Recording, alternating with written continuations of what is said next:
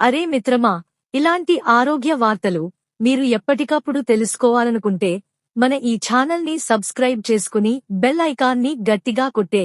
మానసిక సమస్యలు మహిళల్లోనే ఎక్కువ. టెలిమానస్కు వస్తున్న కాల్స్లో 67% మహిళలవే.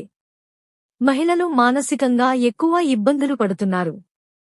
మానసిక సమస్యల పరిష్కారం కోసం ఏర్పాటు చేసిన టెలిమానస్కు వస్తున్న ఫోన్ కాల్స్లో మగవాళ్లతో పోలిస్తే మహిళలే ఎక్కువ మంది ఉన్నారు. టెలిమానస్ ఏర్పాటైనప్పటి నుంచి మొత్తం 1.39 లక్షల కాల్స్ వచ్చాయి. అందులో మగవాళ్లు 46,000 మంది ఉండగా 92,000 మంది 67% మహిళలు ఉన్నారు.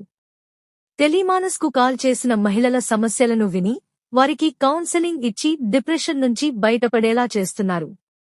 బాధితులకు కాల్ బ్యాక్ చేస్తూ వారి మానసిక పరిస్థితిని ఎప్పటికప్పుడు ఫాలో అప్ చేస్తున్నారు. వారు పూర్తిగా కోలుకున్న తర్వాత మరోసారి డిప్రెషన్కు లోనవకుండా కౌన్సెలింగ్ ఇస్తూ భరోసా కల్పిస్తున్నారు. ఎక్కువగా మెడికల్ ఇష్యూస్. టెలిమానస్కు కాల్స్ చేస్తున్న మహిళలు ఎక్కువగా అనారోగ్య సమస్యలు, కుటుంబ కలహాలు, ఒత్తిడి, నిద్రలేమి, ఆత్మహత్య ఆలోచనలతో బాధపడుతున్నారు.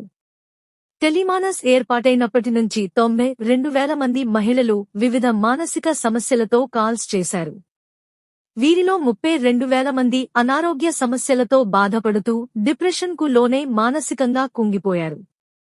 15,000 మంది సైకలాజికల్ సమస్యలతో, 13,000 మంది ఒత్తిడితో, మరో 13,000 మంది నిద్రలేమి సమస్యలతో కాల్స్ చేశారు.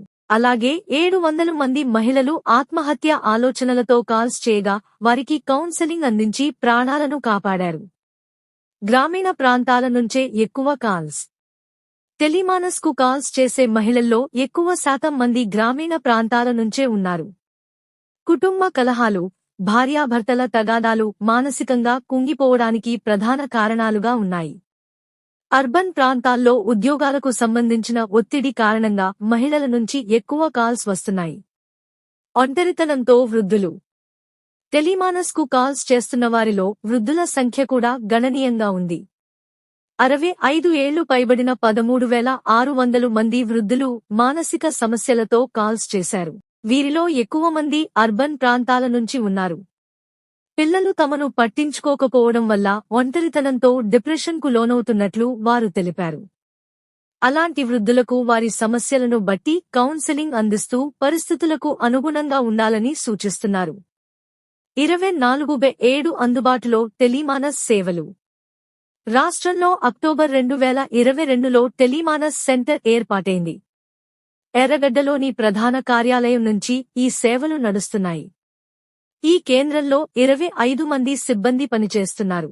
వీరిలో 2 సైకియాట్రిస్టులు, 1 క్లినికల్ సైకాలజిస్ట్, 14 మంది కౌన్సెలర్లు, 2 టెక్నికల్ కోఆర్డినేటర్లు, 2 సపోర్టింగ్ స్టాఫ్, కోఆర్డినేషన్ టీం ఉన్నారు.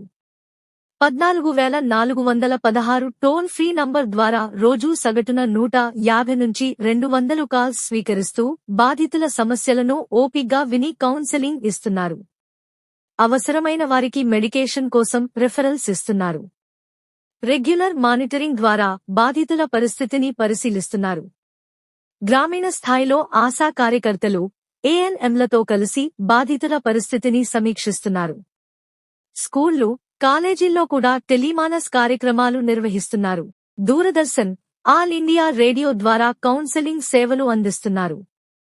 547 కాలేజీల్లో 31,024 మంది విద్యార్థులకు, 942 స్కూళ్లలో 41,350 మంది విద్యార్థులకు స్క్రీనింగ్ నిర్వహించారు.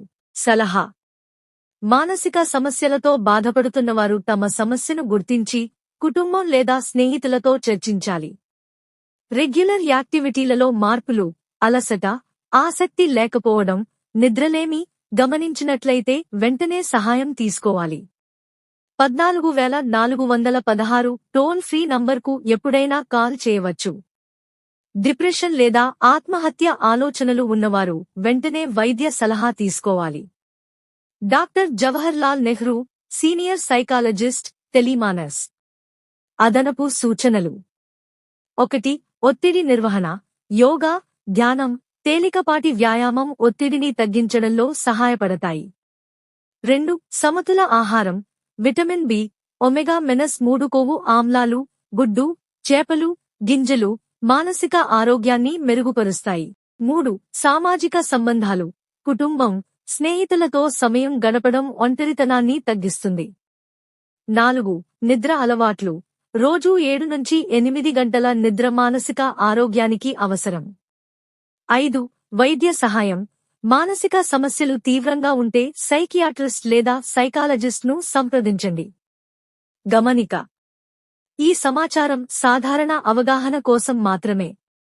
మానసిక సమస్యల గురించి ఏదైనా అనుమానం ఉంటే వైద్య నిపుణుల సలహా తీసుకోవాలి. 14416 టోల్ ఫ్రీ నంబర్కు సంప్రదించడం ద్వారా ఎప్పుడైనా సహాయం పొందవచ్చు.